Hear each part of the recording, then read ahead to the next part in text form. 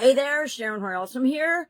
Let's talk about how to use emotional SOAP framework. Step 1, story, your desired story, your situation, with respect to an area of emotion, to supersize and grow your business. Let's really dive into this a little bit today, and I'll give you a process for coming up with and identifying what is your current story and what is your desired story. Why? Because we want to create that gap between where we are and where we want to be in order to start moving toward where we want to be with respect to a specific emotion that we selected yesterday. I hope you selected one yesterday. I did. I hate to admit it, but I selected frustration again. Now, I would love to say that this is the first time I've ever thought about frustration and that I eliminated it once and for all, but that would be untrue, because what happens in our life is we go through different phases and stages where different emotions impact us more than others. When you're raising your kids, there's different emotions involved than when you are single, or your kids have grown up and they're on living the lives that they want to live, not the lives that we want them to live necessarily, but the lives that they want to live.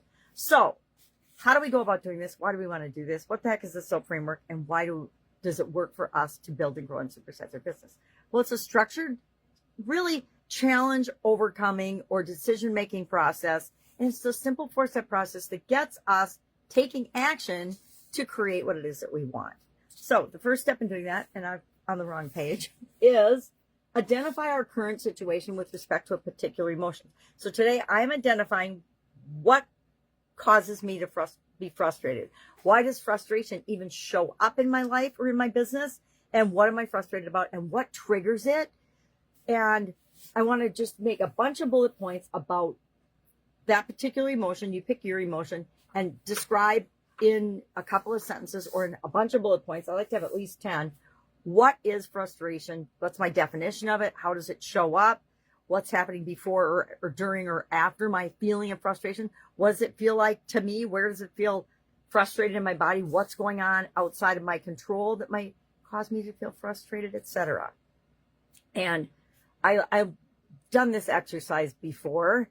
And of course, like most things, it isn't necessarily 100% permanent, right? It's like if somebody has a bad habit, they have to resist or choose to have the good habit instead of the bad habit every single day of their life. The same is true of our handling of emotions, our limiting beliefs. Sometimes they'll pop right back in. A situation or an event will happen that will trigger that particular emotion again. And the same is true when we're dealing with, limiting beliefs and emotions and things like that. Unfortunately, emotions are even more easily triggered and returned to us because we all experience a spectrum of emotions every single day. At least the vast majority of us do. I suppose there's some people that don't, but most people do. So we want to identify currently what's going on with respect to this emotion.